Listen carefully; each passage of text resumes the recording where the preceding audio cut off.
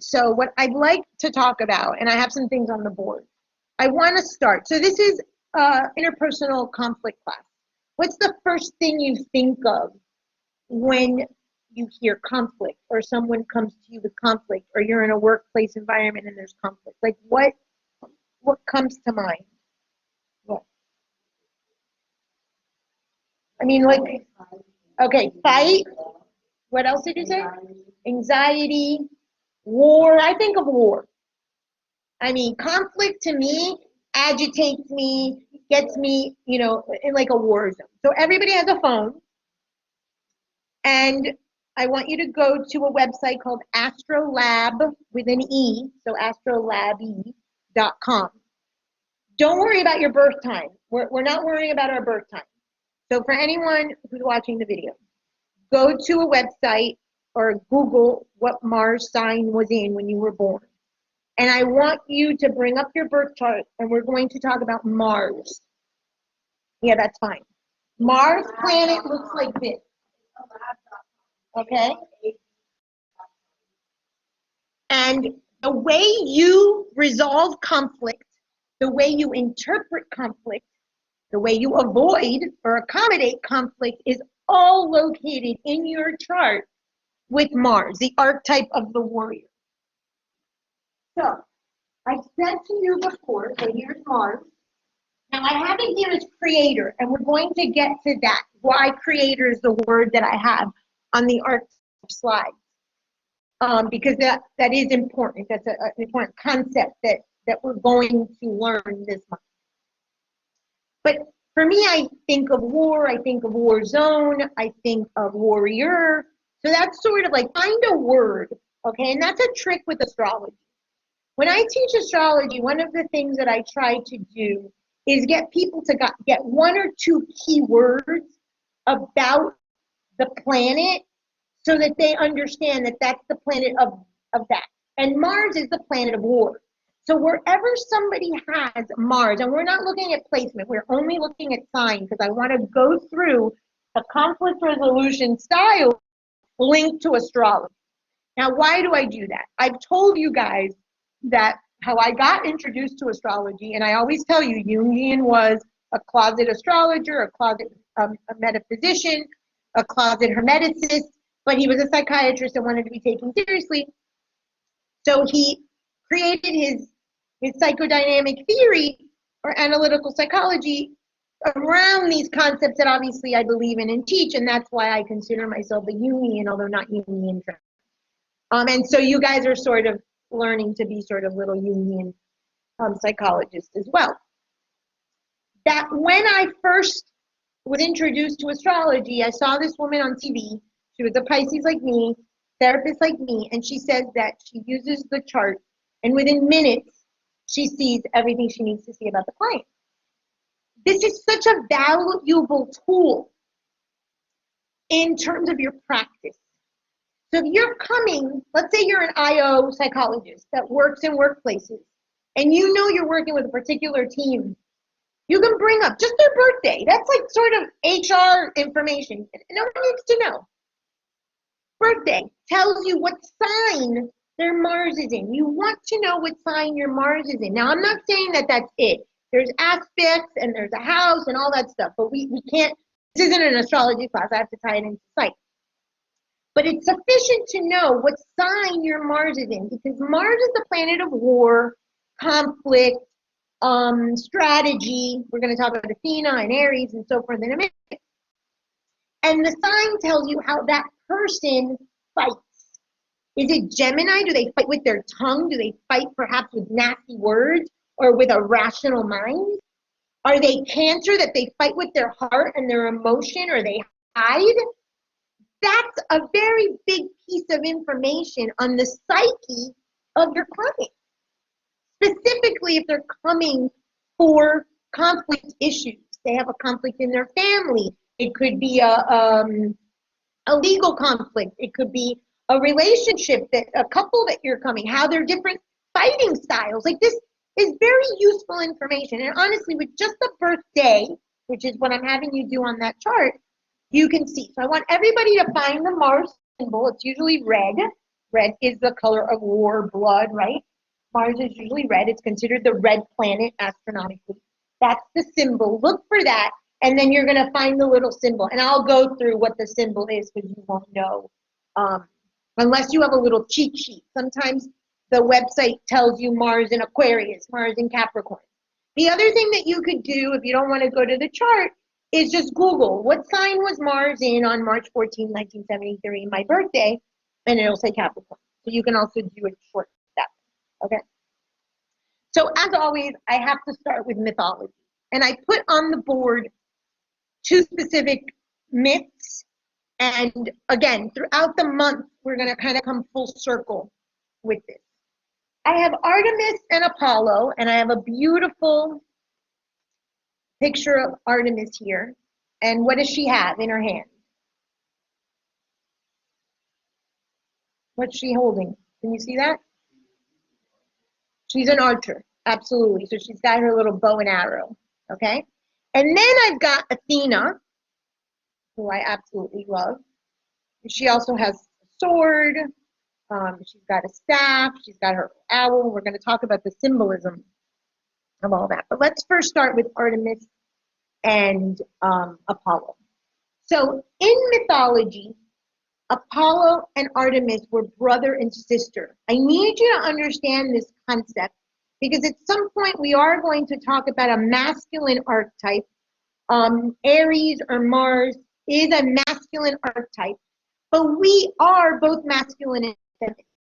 And this is important. This is important societally. This is important because as we start shattering this toxic masculinity idea that we have, and what is that creating in terms of males and females in society as a result of shattering an old archetype. That's why it's the creator in order to build a new one, because that's really the time of in culture and society that we're in. We're destroying an old masculine archetype, but we're not yet there having established a new one. So this is a really important class for that, because you're going to find a client, male or female, somewhere on that spectrum. Somewhere on that spectrum. A key word for Mars is often anger and aggression, and we'll talk about that. So you need to understand sort of the mythology so you can understand the archetype and then, of course, the psychology of it. So Artemis is considered in your chart, and we're not going to cover the sun and the moon, but I'm giving you the myth. The moon. She's sort of the feminine principle. Now, she's feminine, but she's an archer. Okay, so there's a masculine sort of energy. So again, yin yang, this idea of Shiva, Shakti, whatever your tradition is, there's always a masculine and a feminine. It was Jesus and the Mother Mary, or Mary Magdalene, depending on what you believe. There's always a masculine and a feminine. Okay, and again, this has nothing to do with sexuality. This has nothing to do with gender. This has to do with energy. In the Kabbalion, the metaphysical book that I've shared with you all before, place to start is the law of gender. This is a metaphysical universal principle. Every single thing has masculine and feminine energy.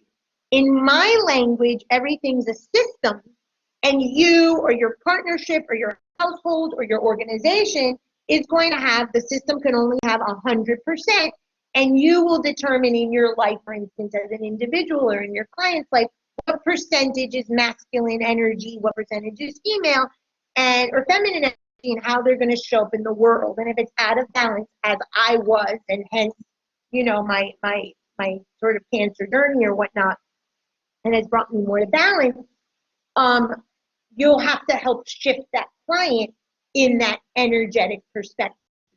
Maybe too feminine, maybe not enough masculine, whatever that looks like. And again, this has nothing to do with sexuality, with masculinity. It has to do with energy.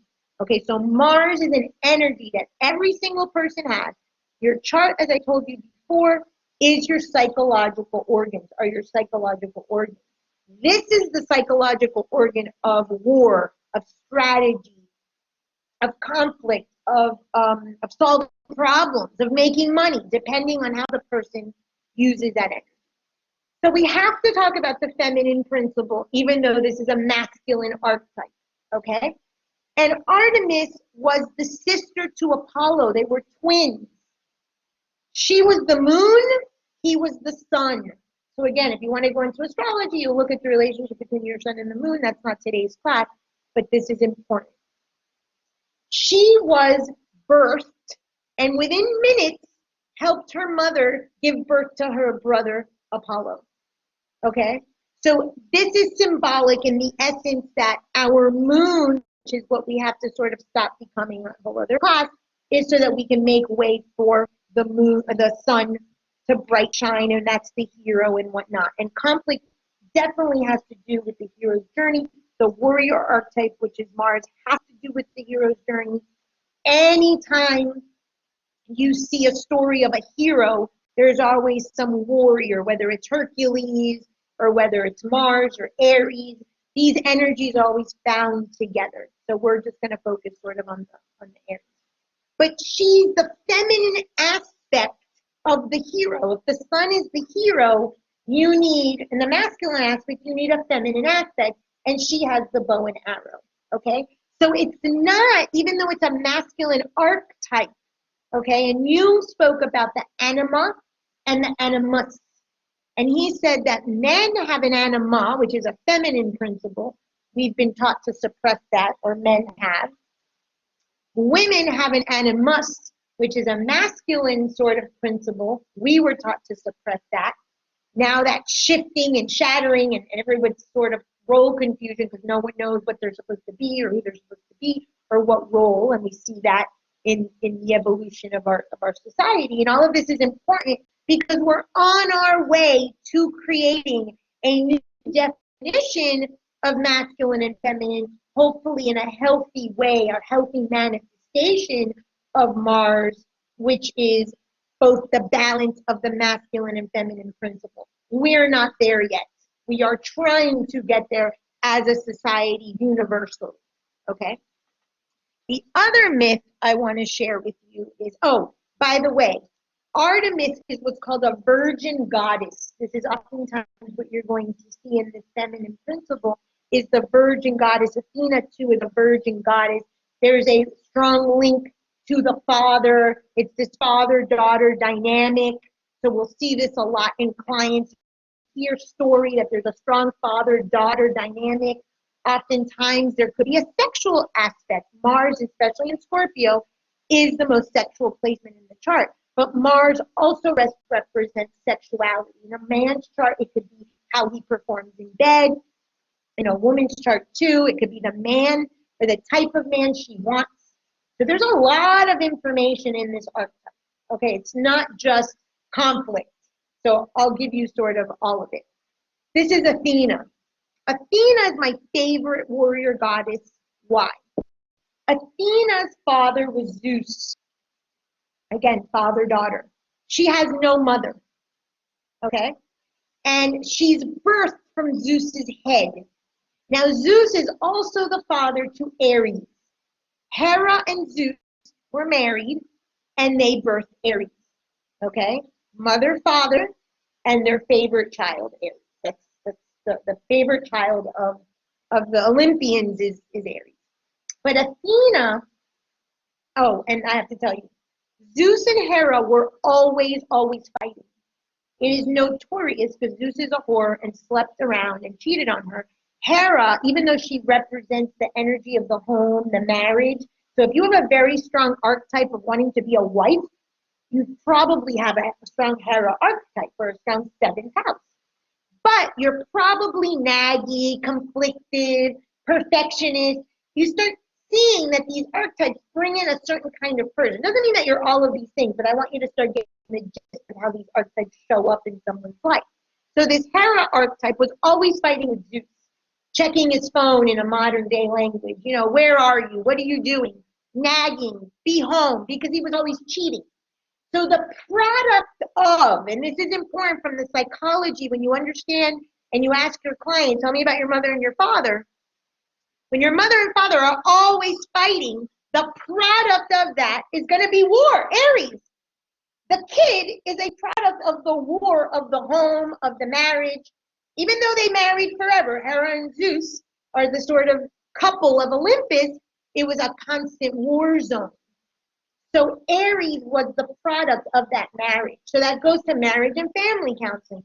Is your couple in constant conflict? Did they have a child to solve their marital conflict? That child, by just essence alone, talk about subconscious story, the purpose of that conception was to help solve the marital war.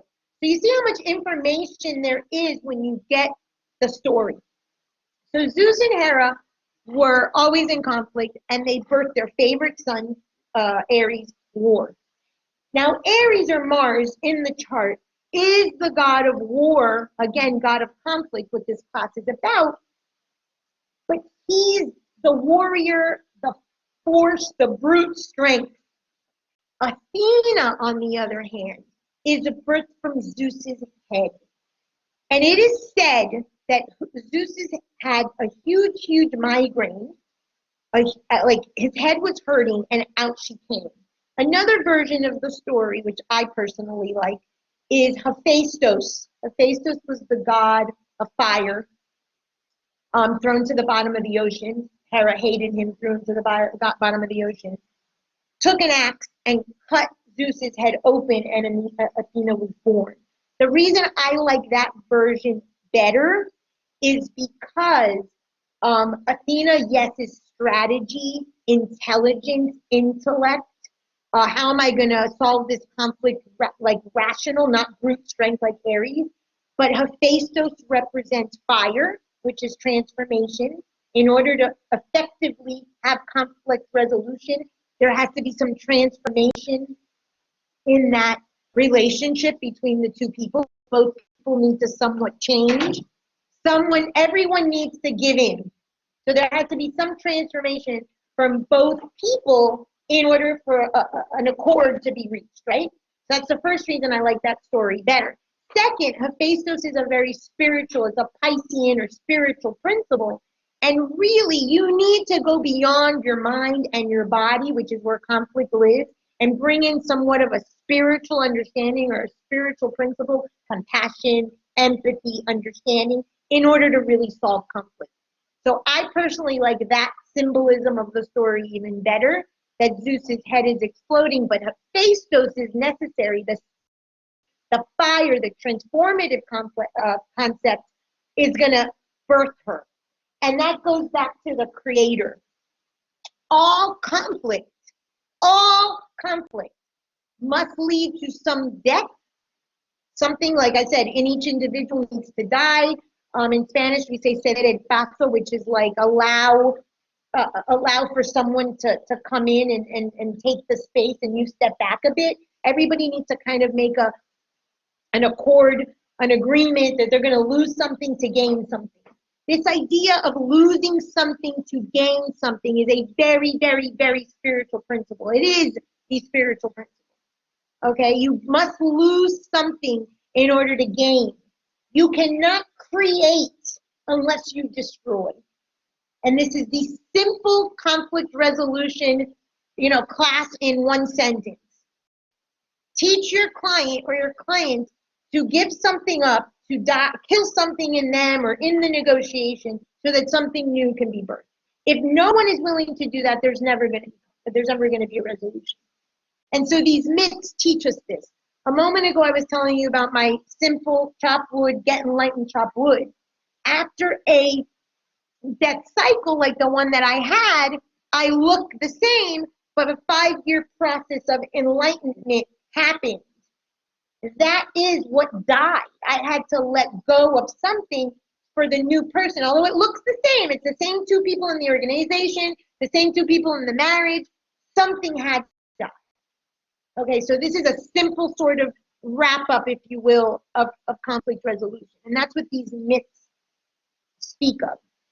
So that Mars in your chart, that conflict planet, that war planet, has 2 aspects, the masculine and the feminine, going back to Artemis and Apollo. The masculine is the brute strength. You do need to be brute sometimes. Some fights require you to show up with a sword. You can't bring a butter knife to a sword fight. You're going to die.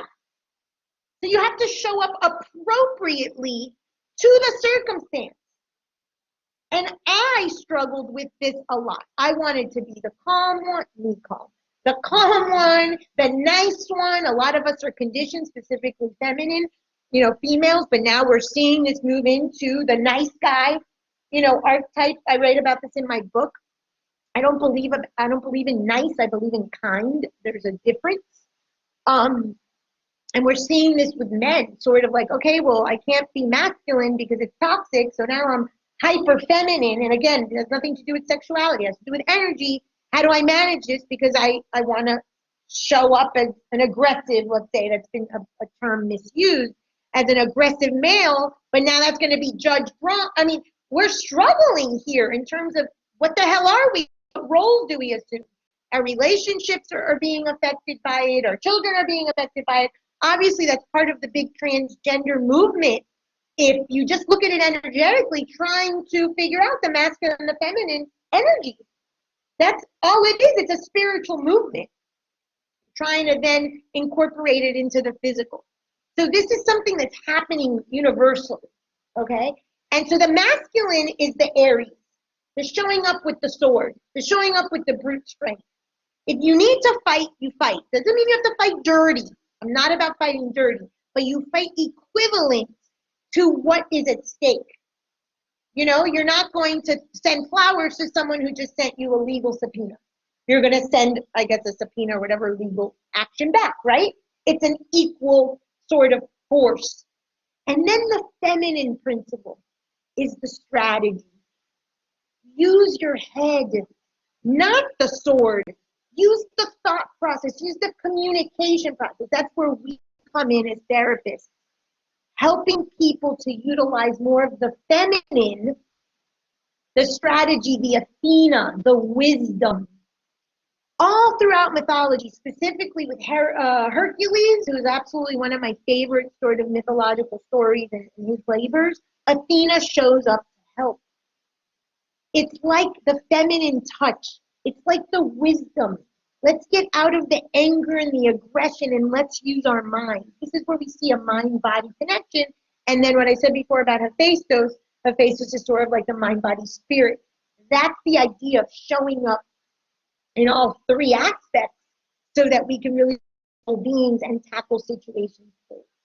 So this is the idea of conflict resolution. What needs to die to be rebirthed? How do we show up with strength, with force, as appropriate, but also with logical thought, with appropriate language, with a feminine touch of softness and compassion for the other side? This is actually the art of conflict negotiation, of conflict resolution.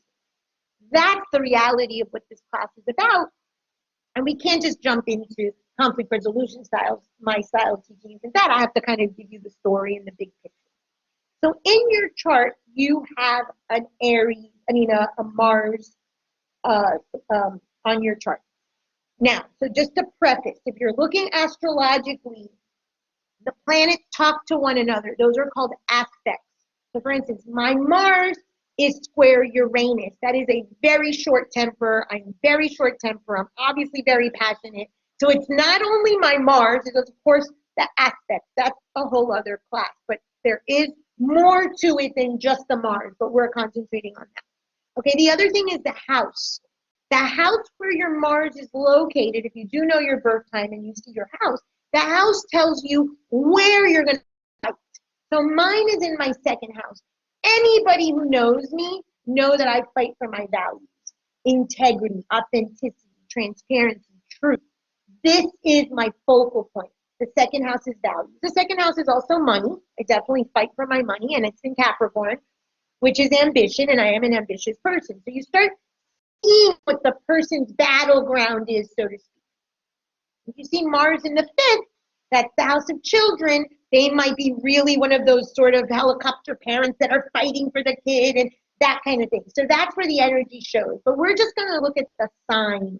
And I want to tie in these 5 conflict resolution styles that we're going to go deeper into in another class with your sign. Hi.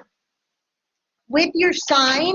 And if you don't know what it looks like or what the sign is, just let me know and I'll say it for you. So you have 5 conflict resolution styles. They're on the board. Competing, that just speaks to Mars, right? As a war, as someone who's going to compete and fight, right? Collaborating, that sounds like a unison. I'm going to give in to make it work. Everyone's going to be happy. Avoiding, and we all know people that avoid conflict. That's for all the Libras in the room. That's from a sun sign perspective. Accommodating, people that bend over backwards. That's definitely my go-to style. I want to avoid conflict at all costs, especially now in my life because I was such an angry, belligerent person before, and I'll talk to you about that. That's the sort of enlightenment piece and how you move a client through something. They don't change anything about their essence. My Mars is still in Capricorn, but I'm just a happier person now. So of course it shows up differently. And then compromising. Compromising is sort of like a little bit of all the four previous, all in one, and that's the ideal, so to speak. You want someone to be compromising. Again, what do I give up? What do I get? What do you give up? What do you get? And it's a combo of all of these styles. So I'm going to just say the signs, and if you don't know how to read your sign or you don't have a little cheat sheet on your thing, because your thing might say Mars in Aries, then you know. Competing styles, Aries. So if your Mars is in Aries or in Scorpio or in Leo or in Sagittarius or in Capricorn, you're probably a competing style. Now, that's a lot of signs. This is, and you're going to see that they overlap. You can be one or the other. I've said before, we cannot determine astrologically the level of consciousness of our clients. We don't know when something is presented to someone how they're going to show up. You're not God. I'm not God. I don't know what they've been through. So someone might give me an astrology reading today and say, oh, wow, Uranus, Mars, you're a short temper, you're an angry bit. No, I used to be. You don't know what I've been through and my level of consciousness now that I didn't have 5 years ago. That's obviously what my whole enlightenment process was of this dark night that I lived. So we can't assume, we have to ask questions. That's why it's a dialogue, okay? Your website might have a little cheat sheet. Remember the other day you showed me and everything was written out? Most of these websites will say Mars in Scorpio. It's astrolab with an e.com. And if you don't know your time, don't worry about it, Nicole. And if you don't know what sign it is, I'll go around and tell you their sign. Astrolab with an E, so labe.com. And or you can Google what sign was Mars in on your birthday. That's another easy way of doing that. Yeah, the chart, but you don't need the whole chart for today's class. It's just Mars placement. Again, we're just looking at by sign. So Aries is absolutely competing. Scorpio tends to be very competing. Leo too. Sagittarius and Capricorn. You're going to see, like I said, overlap in some of these. I have a Mars in Capricorn, but I am not competing. I'm much more accommodating. Okay? So again, these are just sort of general, I'm just touching on sort of general themes, broad strokes. Collaborating. If you have a Mars in Taurus or Mars in Leo, even a Mars in Virgo might be collaborating. Avoiding. This is sort of textbook. If you are Cancer or Pisces Mars, 99.9%. That's you? Okay, I can totally see that too.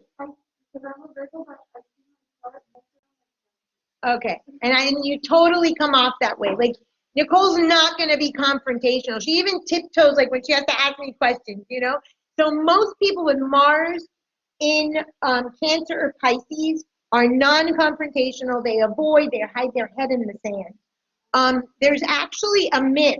It's a Mercury myth where Mercury frees Aries from this clay pot, and that is linked off Libra too. Libra, Mars and Libra can be avoiding.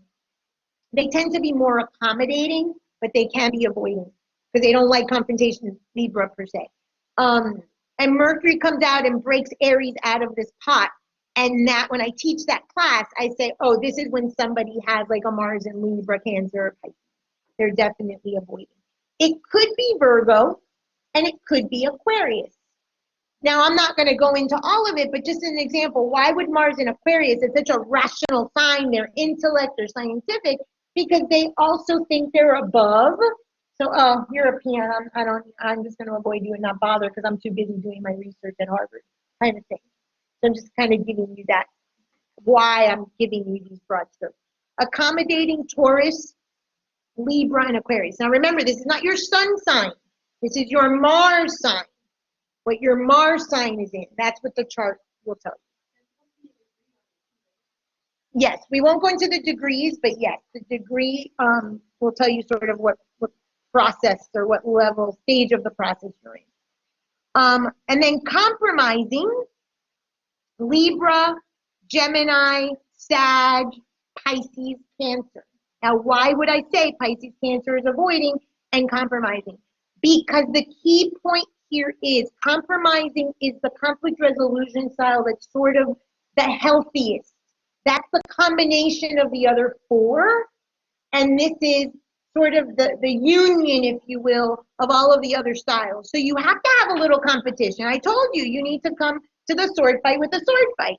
You need a little collaboration. You need to have some mind to say, oh, I have to give something away. You might have to avoid a little bit if there's a toxic person in the room. So all of these styles, this is so for you, on point piggyback of what we talked about yesterday. Ridiculous how when I was preparing this, I'm like, this is for him. This is for you.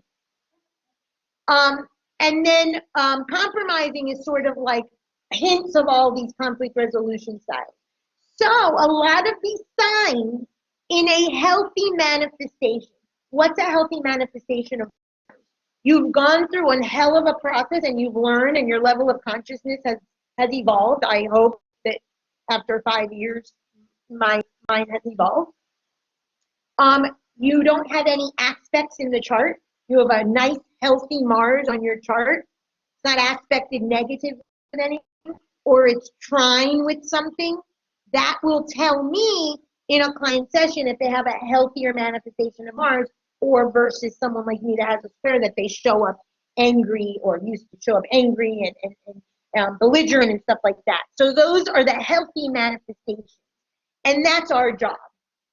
We're not trying ever. Your chart is your chart. It's your chart. We're not trying to ever change someone's. I want you to look up your Mars. Someone tell him, Emmanuel, tell him what I just said about the website. I need to know his sign. And you don't know your birth time for this. I just want to see because it's so tied into what we talked about. So you're never going to change somebody's Mars or someone's warrior archetype or someone's Athena or someone's Aries. That's not what we're here to do. We're here to help them manifest it or put it out into the world energetically in a healthy way. Your energy can be toxic and destructive. That same energy can save your life. And I'll use the element of fire for instance. We've seen the destruction that the fires did in Colorado and in California, right? Last year. But everybody loves to go to a nice bonfire on the beach or a campfire, you know, over the summer and roast marshmallows. They're both fires. But one is spread out, destructive, and the other one is contained. That's your Mars energy.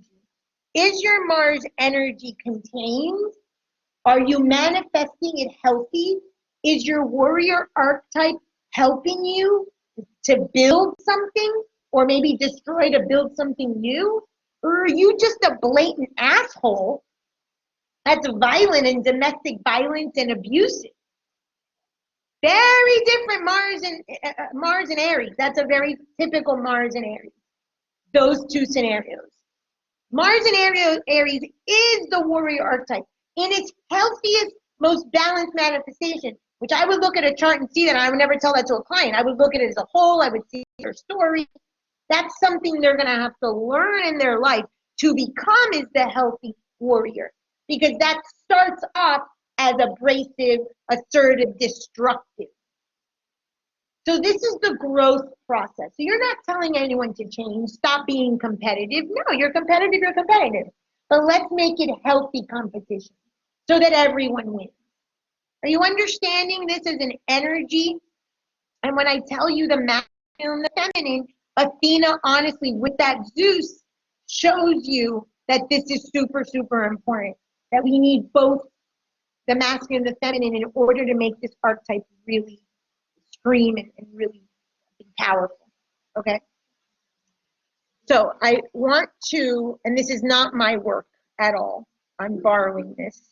I want to give credit where credit is due, and I want to say that this information comes from a book by Robert Moore and Douglas Gillette. I think the book is called King, Warrior, Magician, Lover. King, Warrior, Magician, and Lover are 4 different archetypes. And in this class, we're talking about the warrior.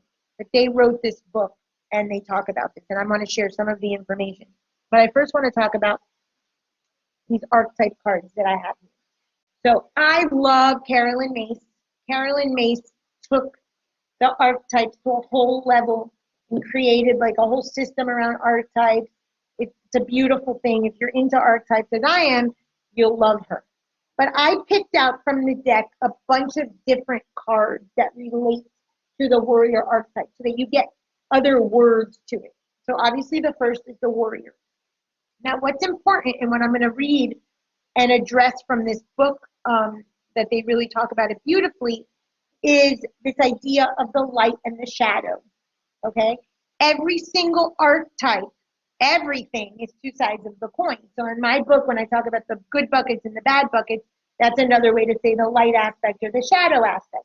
Every single thing, everything in nature, in the world, has a light aspect and a shadow aspect. And if it crosses over the threshold of balance into imbalance, it will be the dark side or the shadow. So what I like about these cards is that she's got the different archetypes, and I pulled the ones that represent warrior, so you have different language. First is warrior. She puts light attributes: strength, discipline, toughness of will, heroism, stoicism, self-sacrifice, and conquering the ego. And at the bottom, she's got the shadow attributes: trading ethical principles for victory at any cost, indifference to the suffering inflicted on others. And this is a very common thing, and I'm going to, like I said, I'm citing from this book.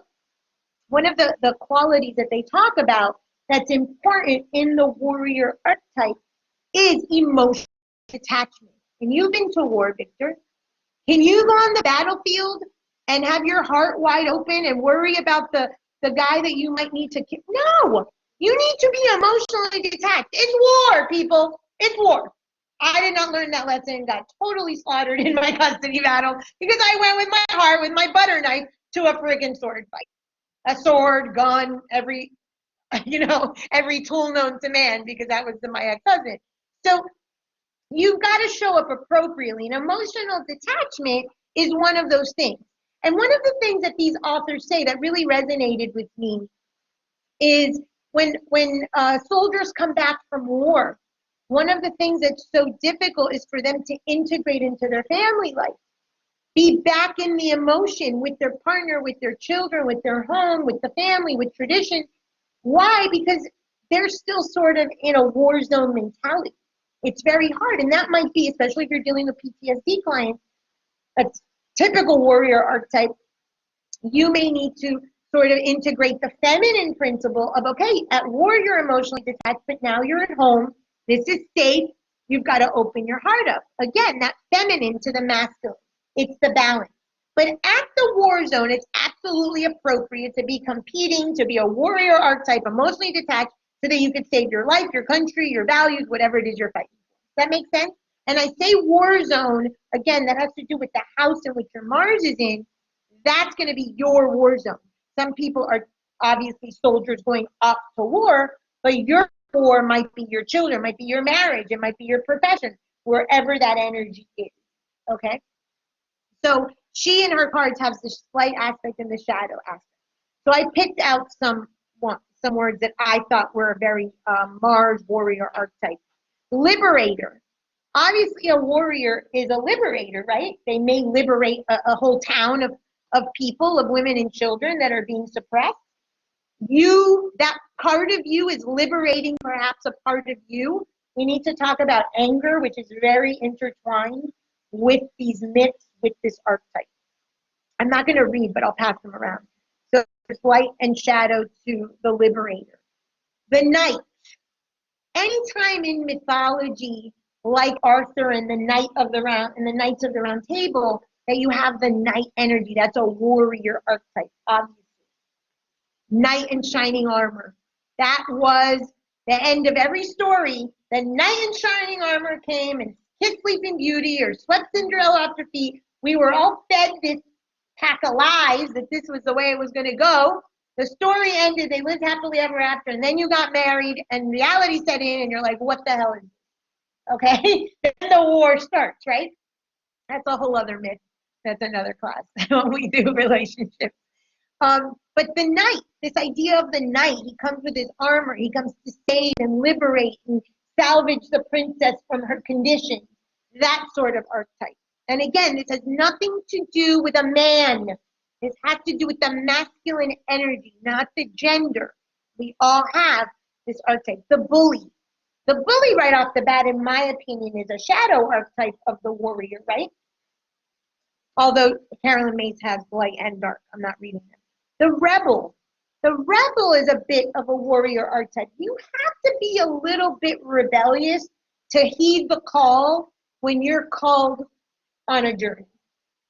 There's something in you that has to be like, I want to blow up my life maybe to go seek this path, whatever that might be. I'm watching this amazing show called Yellowstone. Jesus Christ. Well, I only watched 2 episodes. It's very heavy.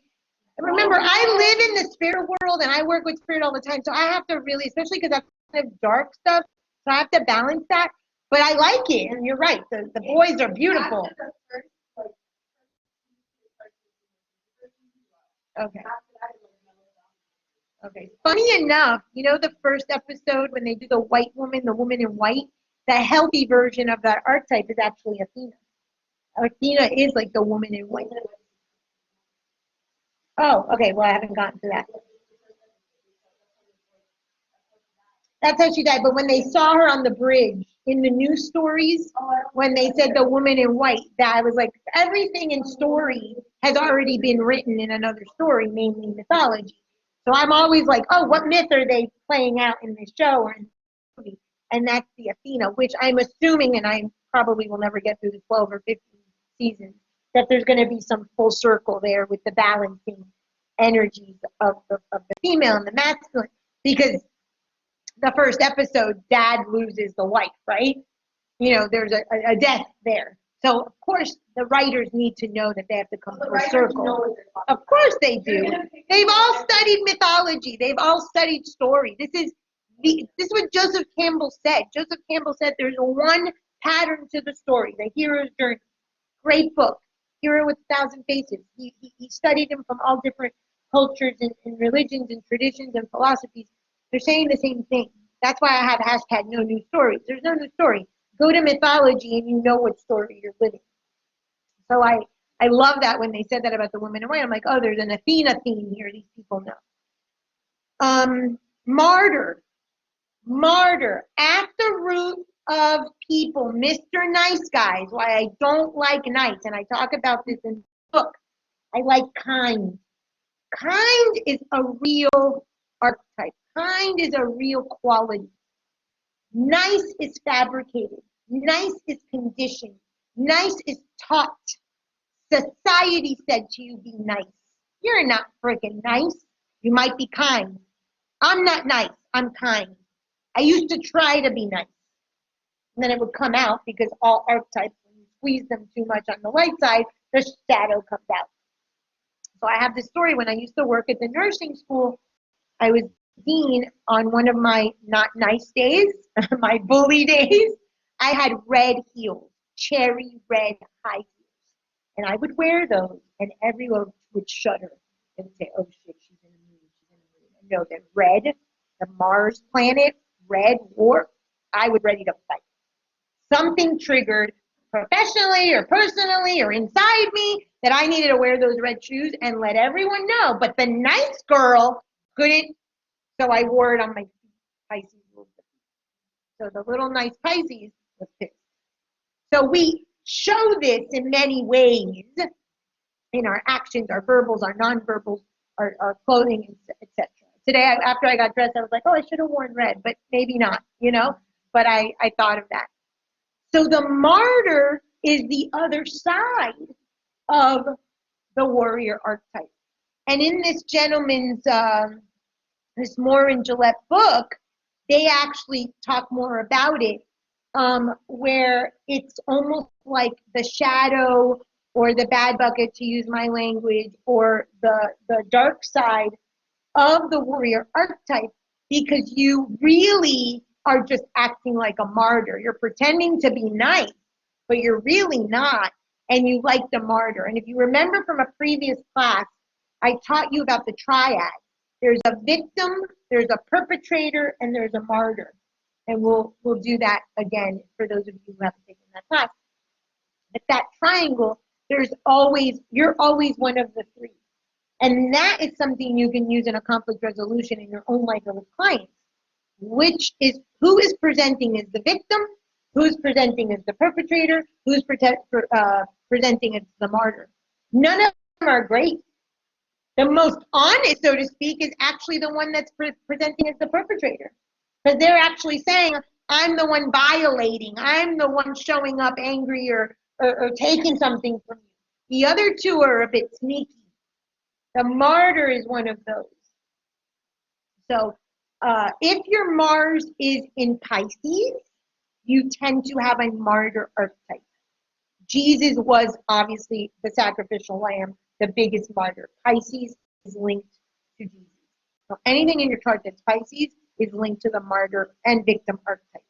So I've had to study this a lot in my own life because I'm Pisces with a lot of Pisces. Luckily, my Mars is not. Avenger. An avenger. I think of an avenger. She has desire to balance the scales of justice. That's like a healthy representation of the warrior. It's like, okay, I have to get out there, but I have a cause. All warriors have a cause. I was talking to a friend of mine who's a therapist maybe about a year ago. And we share client cases, and as very typical in therapy, to consult with other therapists. And she mentions this client who claims, and I say this loosely, to be suicidal. And she's talking to me, and she's like, oh, he has the warrior archetype. I said, warriors don't commit suicide. Warriors do not commit suicide. It's not in the psyche of a warrior archetype to commit suicide. So it's interesting that he was sort of utilizing like a victim and a martyrness to it. And I don't know his chart. I'm just talking about the case she shared and the language. But the warrior has a cause. Okay? The only exception, because there's an exception to every rule, and I really should be considerate with that, is if you are the target of your war.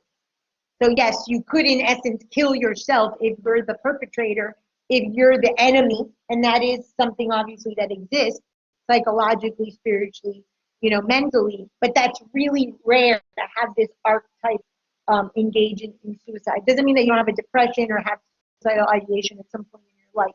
Remember, these are transits and things like that can activate parts of you.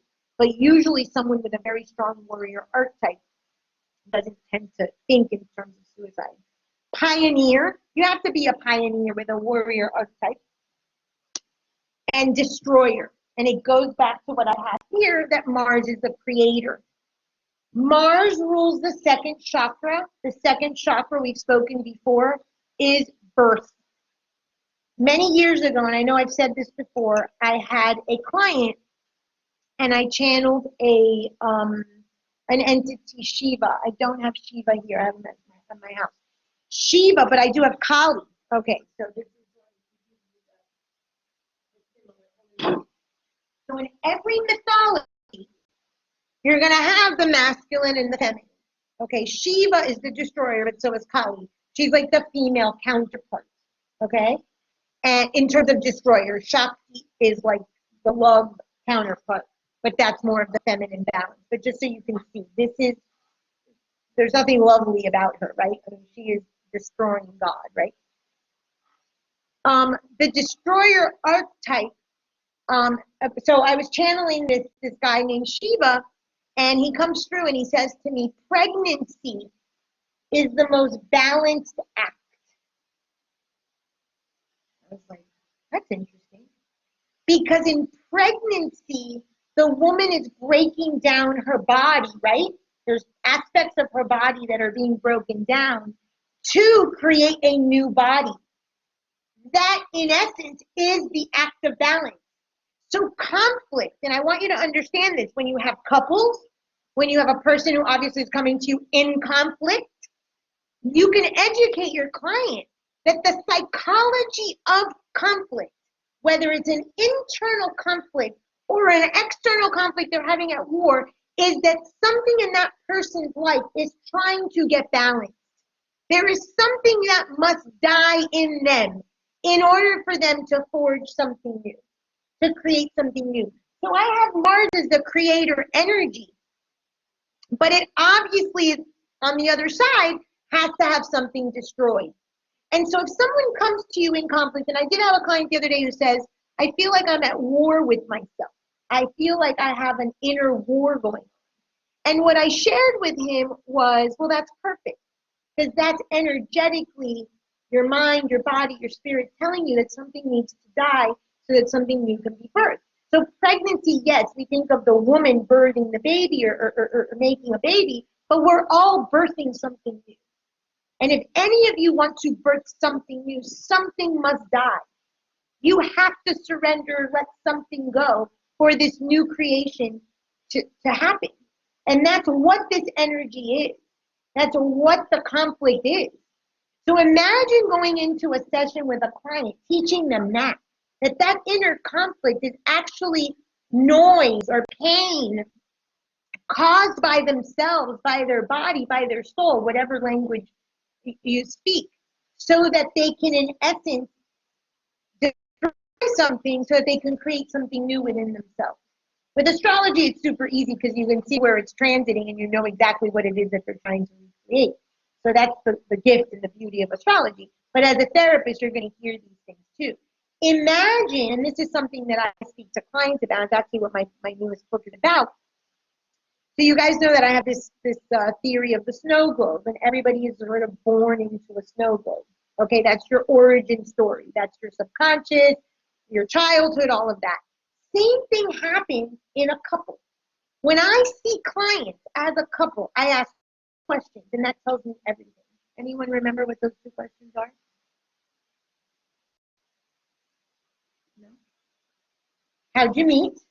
That tells me the origin story. That's like the conception, like when your parents conceived you. That tells you everything. And what was your first fight? The first fight tells you the conflict theme, the shattering of the snow globe. Look at the egg crack there. That couple, that snow globe is trying to keep together, but there's a big ass piece of duct tape.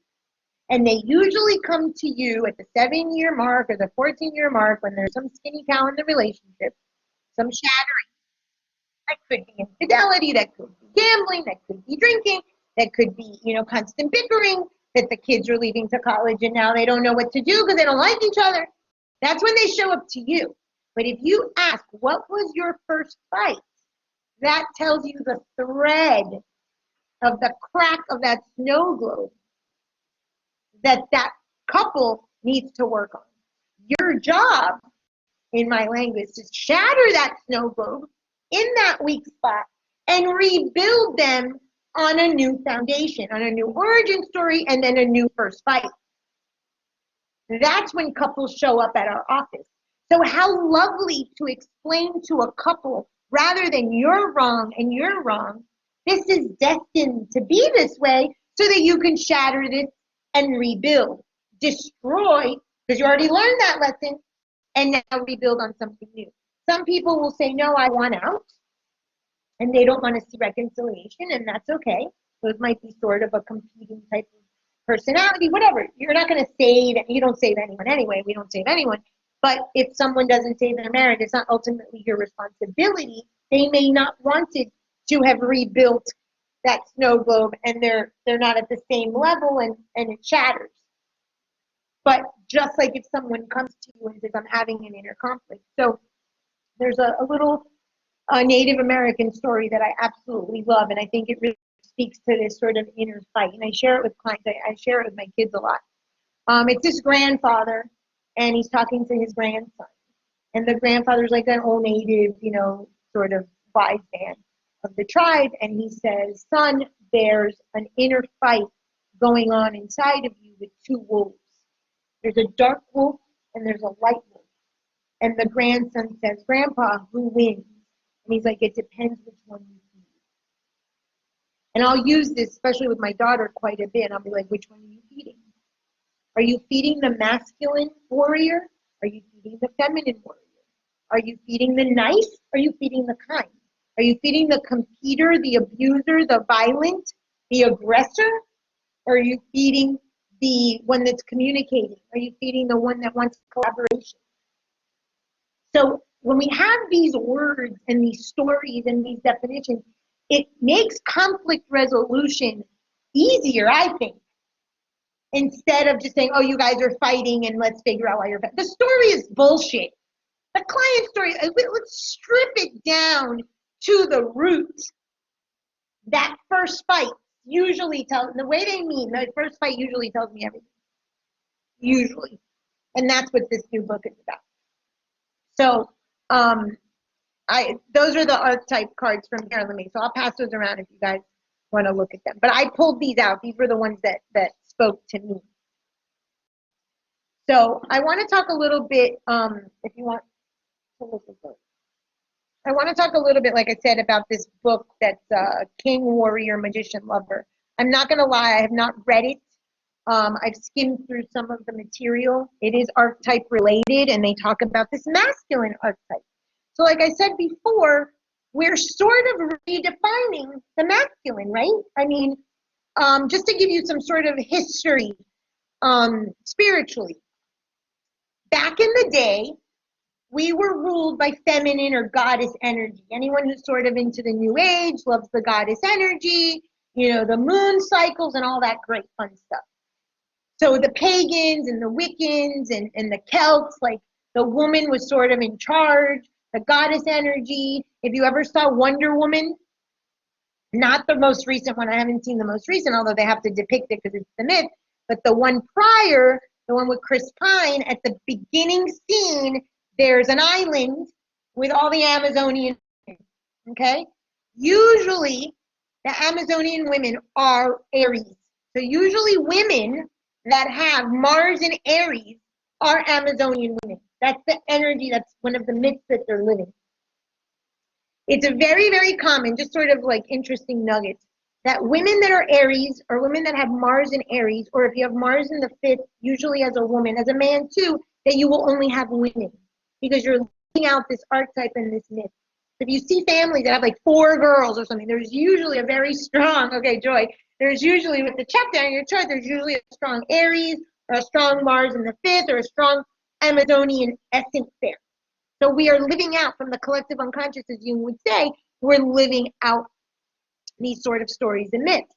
So at the beginning, and what happens is Chris's Pines, I don't know if it was a boat or a plane or whatever, crashes in, and you see sort of like an energy field around the island, and all of the women are like, what the hell are you doing here? Because in the origin story of the Amazonians and being Athena, like, not that Athena, it was actually Hippolyte in the story, but Athena or Hippolyte or Artemis, these archetypes, these warrior female archetypes, what they're saying is we are in balance. I have the masculine archetype, but I manifest it in a balanced way. And usually in these stories, there's a baby. They're virgin goddesses, but there's a baby, the Virgin Mary, so to speak, okay? And he crashes into the island, and of course, they're like taking him hostage and because on this goddess energy, on this earth, pre-Christianity, women or the feminine principle was at peace, was at balance, was the creative force. She was the one that gave birth. Women used to dominate sexually. They would utilize the man, have sex, get impregnated, and either throw him off the island, or if they had a son, they would castrate the son because they only wanted to harness the feminine energy. In comes the patriarchy, Christianity at its finest. If you've ever looked at the Christian calendar, All of the holidays are pagan holidays. All of them. Christmas is not Christmas. Christmas was something called Saturnalia or Bacchanalia, these big orgy parties with food and drink celebrating the end of the harvest. Easter, why do you think it's bunnies? Bunnies represent sex. That has to do with May Day and Maypole. Everything. All the Christians did, and I'm not harping that Christianity is bad. That's not my point. My point is that the patriarchy, which is what has to do with this lecture about the balance of the masculine and the feminine, comes in, sort of takes over this pagan earth cycle, moon cycle, prayer of the goddess, feminine, balanced creator energy, creator being the birth, the second chakra, woman's in charge of that sort of process, needs the masculine penetration, needs the seed of the masculine. The masculine, the Mars, is a penis. Don't kid yourself. This is one of the reasons why women these days are so confused. They're raising the kids, they're paying the bills, they're in charge in the bedroom. They're the ones, there's no men in the African American community is a big problem. There's no men. They're all incarcerated or they're not educated enough. This was on NPR not that long ago. A crazy problem in your culture, in your society.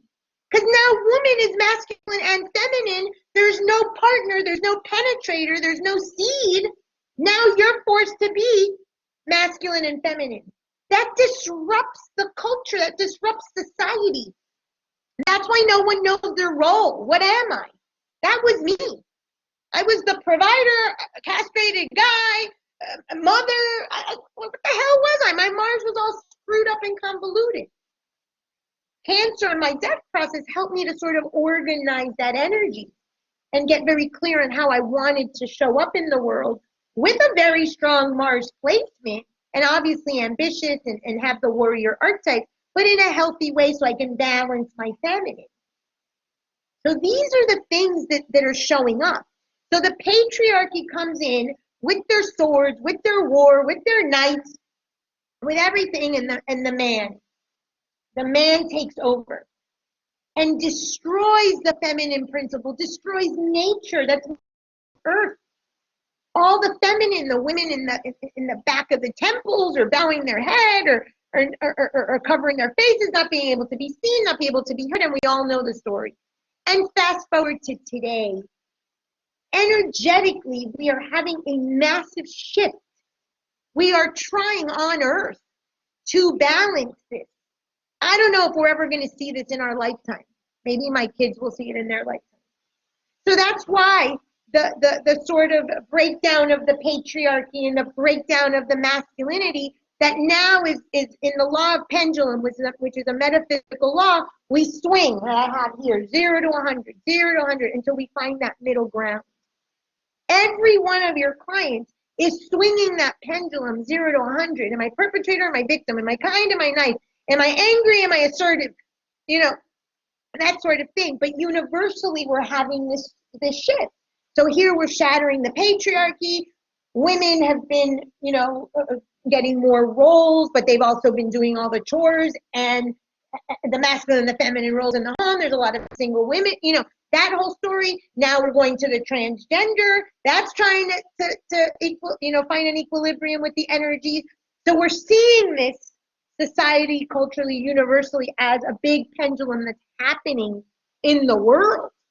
But that's also happening in your client's body, in them, through this Mars or warrior archetype. And you will hear in your client's dialogue which part of the pendulum they're in. But just look at their chart and through the sign. That's why I share these with you. You can kind of see where they are. Does this make sense? Does this make sense in terms of how people approach conflict or how they approach their life? Makes sense, right? So a few things that these authors say. I made some notes. These are some of the descriptors that they have for the warrior archetype. Aggressive. Aggressive has been misinterpreted. And I told you earlier, you can't show up to a sword fight with a butter knife. I got slaughtered as I should have. Makes sense. Because if I showed up with no attorney, with nothing, what was I thinking? The judge doesn't care. She's not looking at me like little old me. Oh, she's a little girl. She doesn't. Bullshit. My innocent archetype, my victim in Pisces, made me show up that way instead of showing up like the freaking Athena that I am. So I deserved, in an essence, to be slaughtered, right? There's a reason. Psychologically, I needed that. Purpose. The warrior has a purpose. It's what I said the other day, a liberator. You know, they want to liberate a town, or they want to liberate themselves from something, or their loved ones from something. Mindful. The balance of the warrior archetype, if you find the balance between the masculine and the feminine, you're actually mindful. In my model, I call this the pause or the teenager. Before you're going to make a choice, before you're going to attack, an attacker is the other extreme. But someone who's mindful stops, take a pause, assesses, thinks before they speak. Last night I was talking to my daughter and she was sharing some conflict that she's having. And I said, you know what? Why don't you just sit with the pause? Sit with the pause. Don't make a choice. Think about it. Take a deep breath. The power is in the pause. Then you make a choice. That's an effective conflict resolution style. The warrior, the healthy warrior archetype, has mindfulness. Adaptability. One of the reasons that I said that compromising the best conflict resolution style was a Mars in Gemini is because Geminis have a tendency or have an ability, doesn't mean that they all do, to compromise, to find an adaptability. Okay, so we're looking for someone who's adaptable. You're going to have to adapt to the situation. Creative, we talked to you about destroyer. Minimal. When you go to war, don't you have to minimize how much stuff you have? You have to bring the essentials. You can't bring the nail polish remover, people. Like, let go of stuff that isn't serving you. That's in essence. The warrior understands that they have to keep the essentials to a minimum. Okay? What are really the essentials? I have a client who is trying to date and figure out what kind of person she wants to attract the next partner. And I said, go to the essence. What is the essence of the person that you want? That's minimal. What about their height and their weight and how much money they make? That's bogged down bullshit that we bog ourselves down. What's the essence? What is it that you really want in a partner? Then you build from there if you can, great. But you've got to know sort of the essence, that essentiality of what it is that you're fighting for, the minimal goal. Decisive. Warriors need to be decisive. You cannot be indecisive at war. What happens to you when you're indecisive at war, Victor? You get killed. You're going to get slaughtered. You get hurt. Pick a freaking side. This is a problem that we have in this day and age. I call this sheep syndrome, okay? Sheep, they are with their herd and their shepherd, right? And they're airheaded, and they look up to the clouds, and all of a sudden, the herd is gone. Now they're stuck. What happens? They pretend to be dead because they don't want the wolf to eat them, right? People that have sheep syndrome, and we talked about this in health psychology, tend to have adrenal issues. Adrenal releases cortisol. Cortisol puts us in a fight or flight response. People that are indecisive, warrior archetypes, and rarely is a real warrior archetype indecisive, they might be too decisive, too impulsive, too irrational, like me. I've had to learn, and I'm by no means all the way to balance. I'm sort of swinging to the other side of the pendulum, but you can't be indecisive, but you can't also be totally irrational and decisive and not pause. And they go into, instead of fight or flight, they go into freeze. They freeze. And they play dead.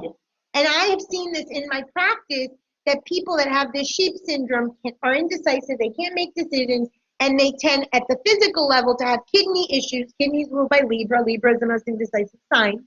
And cortisol or adrenaline issues with their adrenals. So even though I don't really work so physically minded, people do come for health issues, and then of course I direct them to the proper, professional, but I educate them on that spiritually or mentally, that that's what's going on.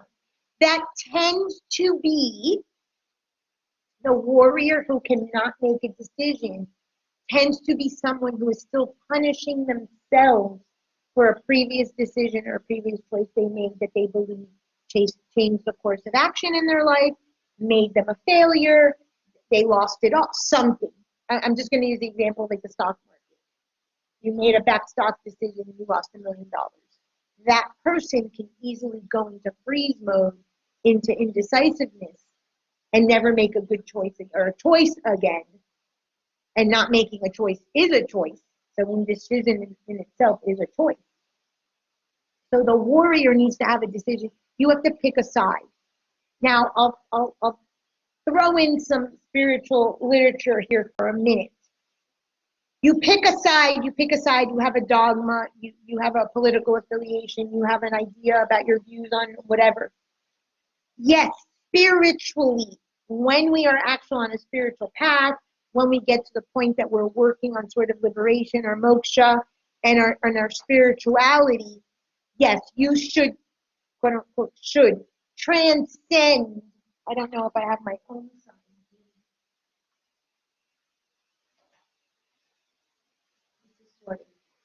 You should transcend your decision. You should transcend your thing. So this little loop in the Om sign is called Maya or illusion. I call it the snow globe or the delusion. Every one of you have a story, have a delusion. You have to shatter that. Like I say, shatter your snow globe. That little dot above it is what we call transcendence. It's like seeing everything from perspective, gaining better perspective. Every single person is right. To quote my friend's father, it's just another paradigm. Your paradigm, her paradigm, you're all right in your own way. But we need to transcend that. But I can tell you that you also need to go back to believing in something. And me having lost down to my faith, my biggest crisis as a warrior, and why I gave up the fight and laid on a couch and practically died. Remember, the warrior archetype gives you a reason to live, a purpose. That's where you find the person's purpose in their Mars. Gives them the side, their defense, what they're fighting for, liberation, what justice. This is a very important lesson. Yes, you can get someone to transcend all of that, to learn a lesson and shift perspective. I was talking to a friend of mine, and he has a friend who used to be very homophobic because his father was homophobic. Then he moved to San Francisco, and you can't be homophobic in San Francisco. And he called up, he goes, wow, I was such a jerk. But it took him moving, as it does many times, moving or going to college or being exposed to different things. And he realized that he wasn't homophobic, that he was just following the pattern of the father. So he transcended that snow globe. He transcended, like I say, the Costco membership, what your family taught you. But I can also tell you one of the lessons I learned is you have to sort of connect to that snow globe and have a faith or a belief in something, which is what I think Nietzsche said when we killed God, that we lost a lot of our anchoring. And I'm not saying that religion is it. If religion works for you, great. But you need to believe in something. You need to stand for something. In my book, I call it the rule book. You have to have a rule book, a code of conduct. You have to have a philosophy to live by. You have to. If not, you're lost. And that's part of the warrior archetype. What do you believe in? What are your rules? What is your conduct for living? That was the attempt of religion. Again, I'm not knocking. If you're religious and that serves you and that helps you to get solace and groundedness, great. That's your belief. I have no problem with that. But you need to stand for something. You need to have some philosophy of life. You need to have some rule book. If not, you are lost. And then you can never really be the warrior. So in my case, obviously my spiritual beliefs were everything to me.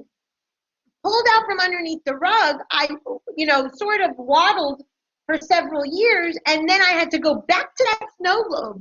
Now it had duct tape and cracks and shattered all over the place, but you gotta put yourself back together with some foundation. It may be very, very different than what your parents taught you. It might be pieces of what your parents taught you. It might be stuff you learned in school. Whatever, it might be a whole new religion. But you need to get back to that snow globe. The warrior needs a snow globe with values that he or she believes in. That's, I think, where we're lost.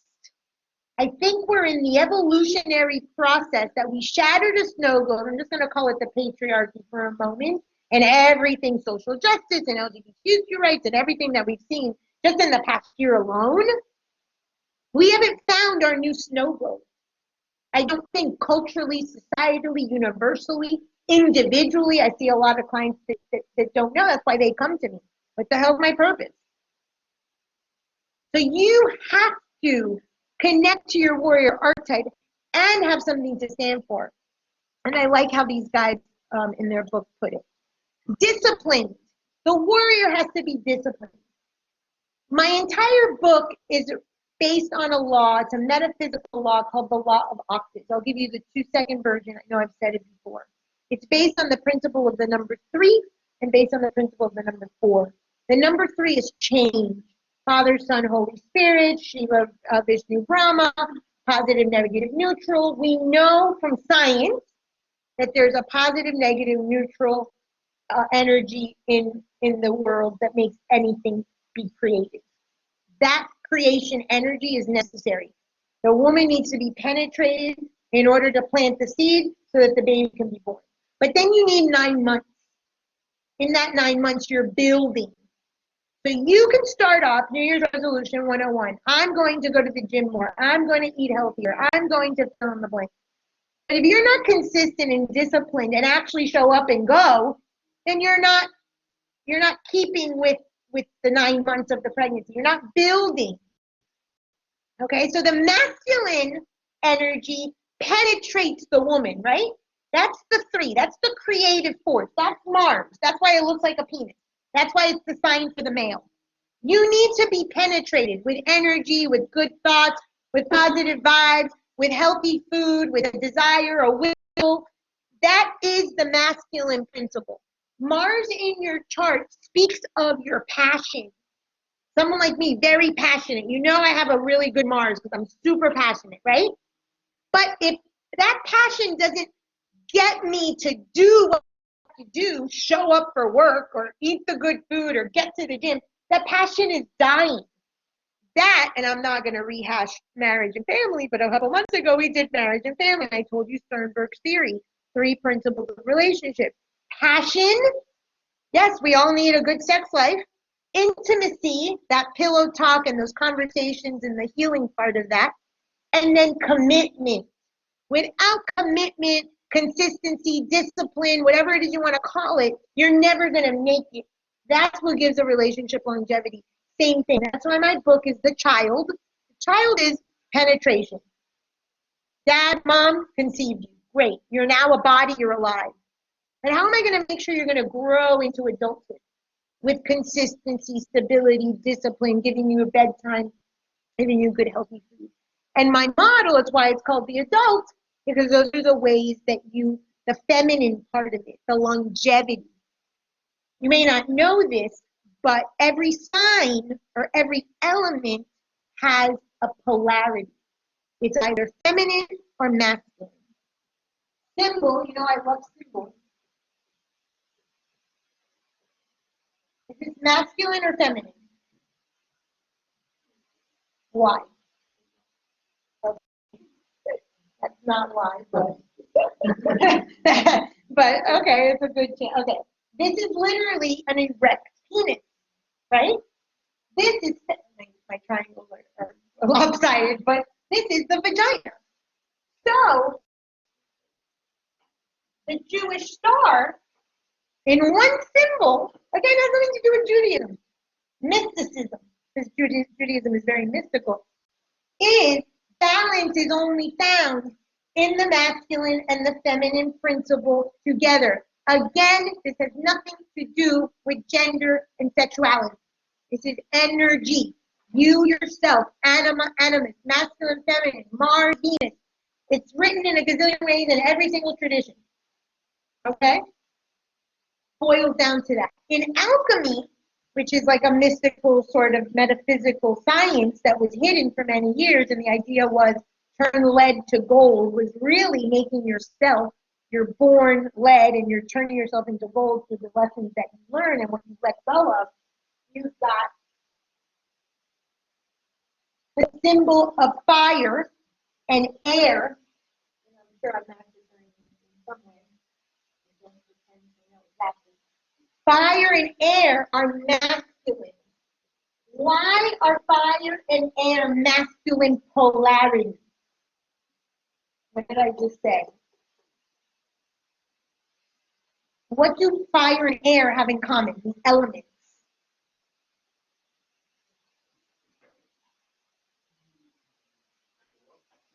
They rise.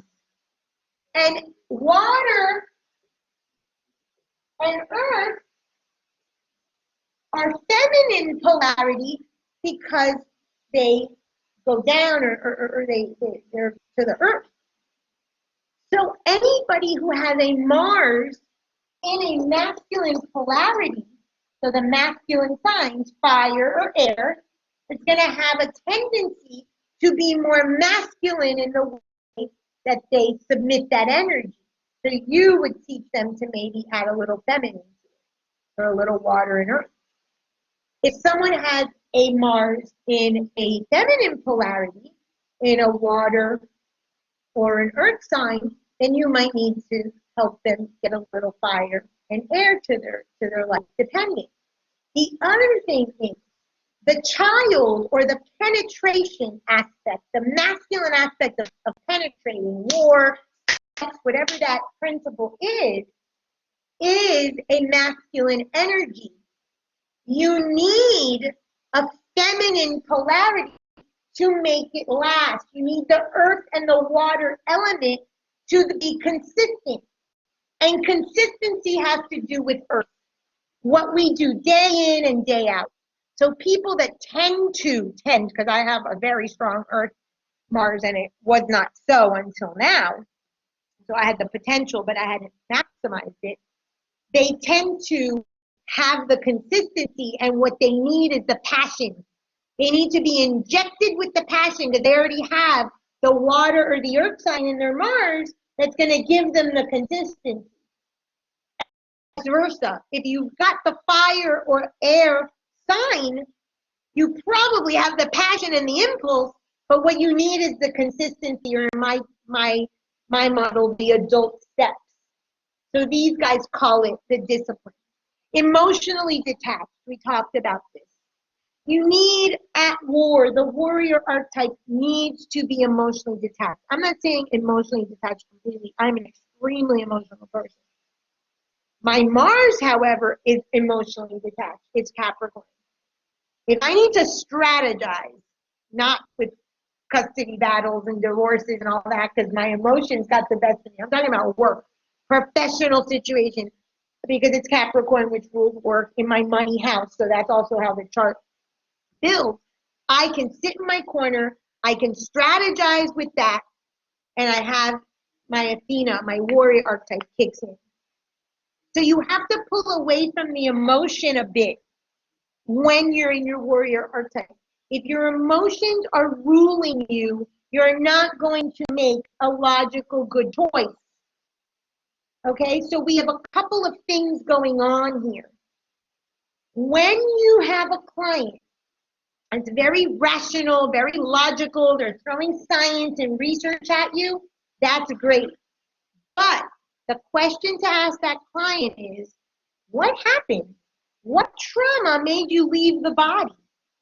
You're so logically inclined, so scientifically inclined, so mentally oriented. That would be a Mars in Gemini, for instance, or even a Mars in Sagittarius, because they're smart, wise people. But there has to be some trauma. The warrior went through a trauma that they got out of their body, because that's the feeling. And they said, I'm going to solve all my problems with my head. And I told you in health psychology, people that suffer from migraines, who was it that always got migraines in the class? Are trying to, okay, and that's perfect. Mars and Sag. That is the Athena Zeus. And she was born from his head. Obviously, she's going to get headaches. And if it's in the sixth house, even more, because six is health. So that's how we do astrology. Way. Okay. So that placement is I have to think this through. I have to be rational and logical and intelligent and know all the facts and Google you to death. Right. And because you're a Libra, so you've got layers there. But right. So it's like you need to decide, but the science is usually where you're going to go to, the logic. And then if you have somebody who's so feeling, so emotional, so mushy, you have to ask them, were you not allowed to have an opinion in your family? Were you not allowed to speak? Were you not allowed to contribute to the conversation at the dinner table? Because you're so emotional that your intellect was squashed. That's me. That's me. That's like me in a nutshell. My brother was super smart. My sister was super smart. I was a dumbass. And I remember the specific trauma, which is super funny, considering that I am a Greek mythology, and it's probably part of the reason why, is that my brother asked me if I knew what the Trojan horse was, and I didn't. And he laughed at me, he mocked at me, how stupid I was. I know, isn't that funny, Greek mythology? Like, are you freaking kidding me? Talk about full circle. And that squashed my intellect. And I also grew up in a family where you were either a lawyer or a doctor. My sister was the doctor, my brother was the lawyer. I was not going to be either. I'm a doctor now, a PhD. It's just different. My parents didn't even know what that was. I obviously went emotion, but then I also overcompensated with education because I have to prove that I'm not stupid, because I'm constantly proving that I do know what the Trojan horse is. And look at me, I'm a Greek mythology buff. Coincidence? I think not. But the emotion says, well, I can feel. None of my family feels. I can feel. They're all smart. I feel. And look what I feel for a living. I mean, it's a story. We're a story. We're a bunch of stories and traumas and trying to fix it. I mean, it's fascinating. So when you really start breaking it down, but just in that archetype. So when you have a couple and if we're going to do the quintessential, the man is the rational and the woman is the feeler, you can ask those questions, but you might get the reverse. You might get the man that's the feeler and the woman that's the rational, logical. And the same thing happens in IO, in institutional organizational psychology, which is a whole field where you're in a organization trying to help them resolve conflict. So Jung, who, like I said, was a metaphysician and a hermeticist and an alchemist and an astrologer, but wanted to be so smart, and he's amazing, and a psychiatrist didn't want to talk astrology and myth and story and symbol and all the stuff he believed in. So he created all of these archetypes, or this idea of the anima, the animus, which is the masculine and the feminine, the archetypes. He took these concepts and he made a theory out of it. But then they made what's called the Myers-Briggs type indicator. The Myers-Briggs we did in personality theory, and this is one of the most overused personality. And if you follow any of these psychology memes sort of sites like I do, people will say INJP, ENFP. You have a 4-letter code, and you can Google Myers-Briggs and take it in a few minutes for having little 4 codes. Basically, it was boiling down. Are you introvert or are you extrovert? Are you perceiving or are you judging? It's all this idea. It's kind of like, what's your warrior, so to speak? And then, of course, you need the flip. Well, this is a big thing that you do in organizational psychology. When you go in to help resolve conflict or create teams that are going to work well together, one of the big tools that organizational or IO psychs, the psychologists are called, is the Myers-Briggs. So you're going to put introverts with introverts? Hell no. Nothing will get done. No one will talk. Who's going to present? You need to put the extrovert to lead the team, things like that. Now, from a leadership perspective, I have a PhD in educational leadership and mental health. From a leadership perspective, when you look at transactional leaders, they know this. They're able to see in their employees these skills. They may not have these words. They may not use warrior archetype. They may not use, masculine and feminine and animas, but the person sees, oh, you might be a little more introverted. You might be a little more extroverted. You can complement one another. Or you're really good at PowerPoint and visual skills, but Francis is the talker. Let's put them together. And a real leader knows how to extract this from their employees, put them in the right team, and move their organization forward. So this sort of conflict resolution starts at the core of within, all the way up to a CEO. These concepts are that applicable to everything. Mars is the masculine energy. Mars is the warrior archetype. Mars is the passion. Mars is the penis. Mars is the penetrator. This is the thing that pushes you forward. This is the energy, but it has to be balanced because we've all seen a destructive warrior. We've all seen a destructive king. We've all seen destructive masculinity. So we have to help the client or the couple or the organization find a balance. That's why the story of Zeus and Athena, oh shit, it's time to go. I get so wrapped up. For Artemis and Apollo, the anima, the animus, to use Jung's terminology. We say masculine and feminine, or Mars, Venus. In astrology, one of the ways that you would help a client to balance their Mars is to look at their Venus. So I'll kind of give you a little wrap-up story so you understand sort of how it's happening in my life. In my book, I call it the bad buckets and the good buckets. So the shadow aspect, the dark, and the good buckets is the light, right? The masculine and feminine principles. We all castrate, okay, parts of ourselves. Those parts of ourselves that we do not like, that we learned from our parents that were destructive in some way, we shove down at the bottom of our psyche, called the shadow, and they haunt us. Usually, and this is for you to see in your own life, you can see it in the chart, you can hear it in your friends, in your clients, in your kids. Usually, and that's the whole theory of the mother, father, child triad, mother being feminine or Venus, father being Mars, again, not have to do with gender. And now in my new book, which is the relationship book using the same concept, the masculine, feminine, and what I call the Hieros Gamos, the mystical marriage of union of these masculine and feminine energies, first in ourselves and then in our partnership. I castrated the feminine. I castrated my Venus. My mother is to this day, but was beautiful, turned head. She was amazing. She was the Venus. She was the woman in the house. I don't know how my sister feels about this because she's older than me, but I felt like my mother was the Venus. There was no room for another woman, and that is the truth. There's room for one woman, you know. I learned that years ago. I was a very young girl, and I was on a tour to this plantation, and the tour guide was talking about how the mother-in-law and the wife lived in the plantation, and they were at odds. I don't know if one killed the other, and he's like, oh, there can only be one woman reigning in a household. If you've ever lived with your in-laws, or if you've ever gone back to live with your parents, and you all, women know what we're talking about, right? That does not jive. Men are different. But in my case, my mother owned the female principle.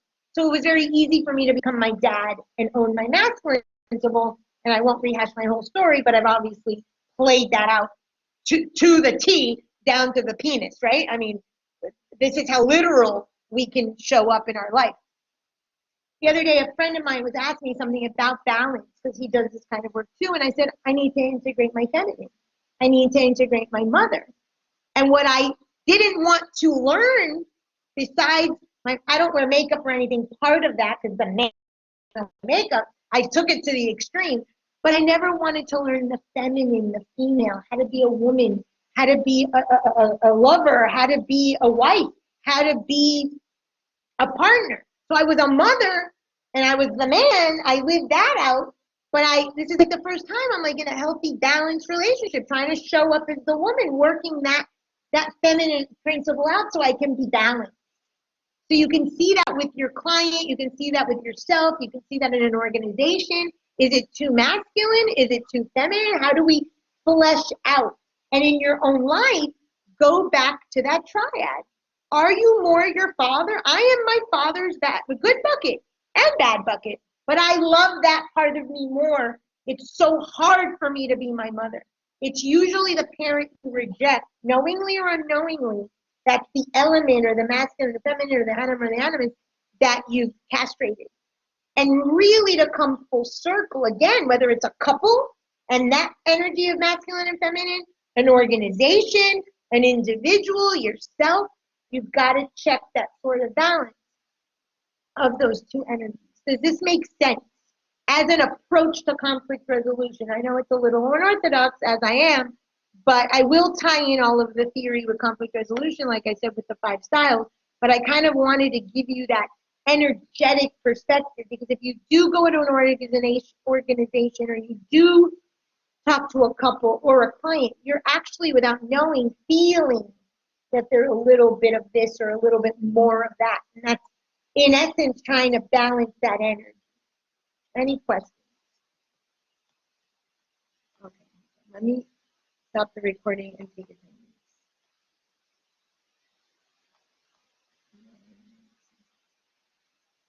Sam, I have 500 tabs open. I can't find it. Oh, that's a really good question.